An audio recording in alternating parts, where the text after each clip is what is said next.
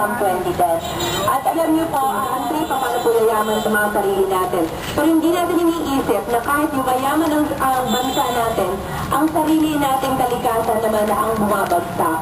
So kahit yayaman tayo ng isang taon, pero the rest of the years, ang kalikasan natin ay babagsak na, syempre naman po, di ba, mas gusto natin unahin ang kalikasan natin. So, sana naman po, come 2010, meron pong politician or meron pong mangungampanya na uunahin po, gagamitin po niya ang pag-aalaga sa kalikasan as their platform from 2010. So, one of the ways na kaya po nilang gawin ito is, of course, by campaigning responsibly.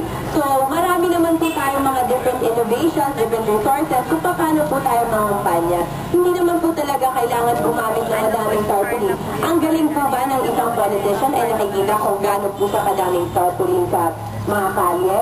Hindi po. Ang mga tunay po niyang ginagawa na everyday at ang mga proyekto niya po ang nagsisilbing prueba po sa pagkagaling ng isang politician. Kaya sana po, ang mga mangungumpanya ay alalahanin nila na kahit na sila ay magpapagawa ng tarpaulin, isipin nila muna naman din kung gaano talaga nila kailangan ang tarpaulin na to. At kailangan mag-think kayo na in charge sa approach ng pagkampanya, no? So they have to be environmentally aware and they have to integrate, in summary, create a lead team in the campaign machinery that will be tasked to prevent or reduce waste and pollution to the minimum in all campaign activities. Ensure that environmental and climate protection is incorporated into the campaign platform and strategy. Ayun po yung sinabi ko earlier, diba? So kailangan may team sa isang campaign na in charge